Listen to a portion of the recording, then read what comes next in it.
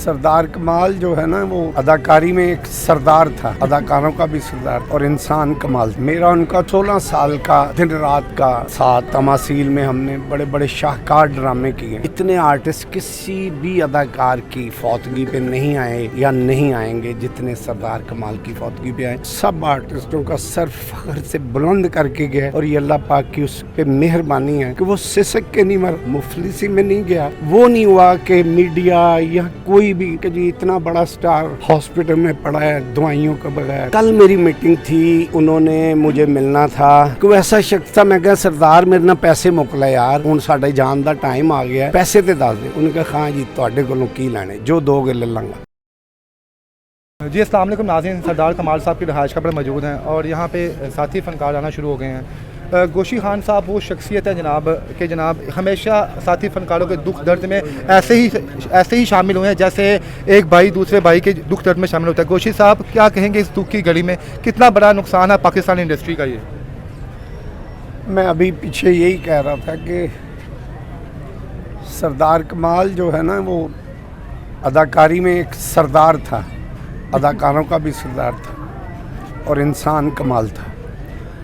मेरा उनका 16 साल का दिन रात का साथ तमासील में हमने बड़े बड़े शाहकार ड्रामे किए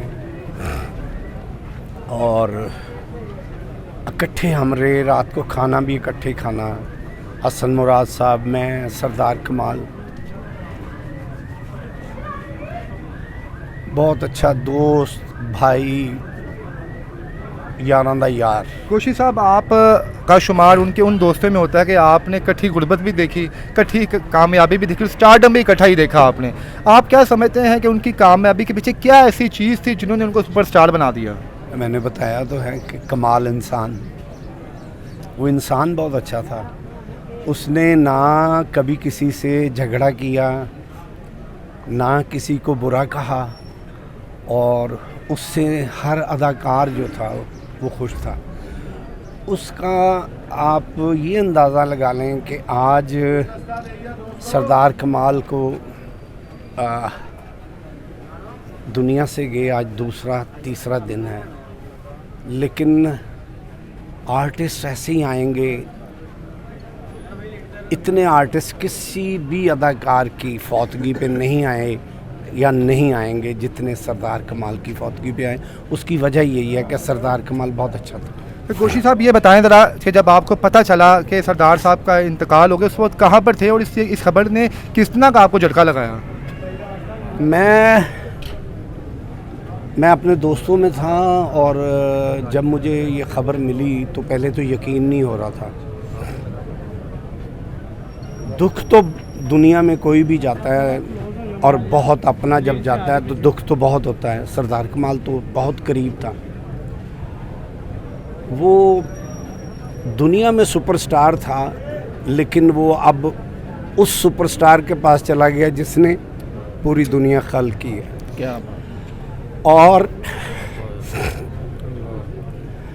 सरदार कमाल का जब मुझे पता चला तो मुझे एक बात का फ़ख्र हुआ, सरदार कमाल सब आर्टिस्टों का सर फख्र से बुलंद करके गया और ये अल्लाह पाक की उस पे मेहरबानी है कि वो सिसक के नहीं मरा, मुफलिसी में नहीं गया।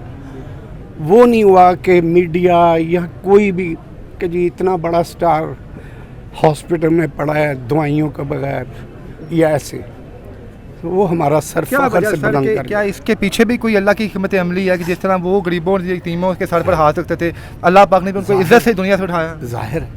ज़ाहिर रब्बे करीम ने हमें भी बताया कि मेरे बनाए हुए इंसान से प्यार करोगे तो मैं तुम्हें ऐसी इज़्ज़त अता करूँगा। तो हमें अपने एक दूसरे से प्यार करना चाहिए। सर आखिरी दफ़ा क्या बातचीत आपकी हुई और क्या कोई ऐसी नसीहत बताई जिन्होंने आपको की? मेरी जो कल का दिन है जो गुज़रा, वहाँ मुलाकात थी मेरे पास उन्होंने आना था, मेरी मुलाकात थी। वो मेरी फ़िल्म कर रहे थे और मैंने उनको एक फ़िल्म की शूट पे हम इकट्ठे थे, मैं, हसन मुराद, सरदार कमाल, और मैंने सरदार कमाल को लाइन सुनाई। मैंने कहा ये एक लाइन है, इस पे हम फिल्म बनाएं। तो सरदार कमाल ने कहा कि हाँ जी अगर तुसी देर की तो ये मैं बना लाँगा। वो मैंने पूरा यानी कि 7-8 महीने में स्क्रिप्ट लिखा, सरदार कमाल साहब को सुनाता रहा, उनसे मैं नोट्स लेता रहा। कल मेरी मीटिंग थी, उन्होंने मुझे मिलना था। पैसे देखें, मैं अब बात करने लगा हूँ कि वो ऐसा शख्स था, मैं कहा सरदार मेरे ना पैसे मुक ले यार, हुण साडे जान दा टाइम आ गया है, पैसे तो दस दे। उन्होंने कहा हाँ जी तुहाडे कोलों की लैणे, जो दोगे ले लूँगा। तो कल जो दिन गुजरा है उस दिन मेरी और उसकी मुलाकात थी, उसने पैसे डिसाइड करने थे मेरे साथ। सर नहीं। उनके चाहने वालों के नाम कोई पैगाम आखिर? उसके लिए दुआ करें, अल्लाह ताला उसको जन्नत में आला मुकाम अता फरमाए। गलतियाँ हर बंदे से होती हैं, मेरे यार से अगर कोई गलती भी हुई है तो रब्बे करीम माफ़ फरमाए। Thank you. Most thank you.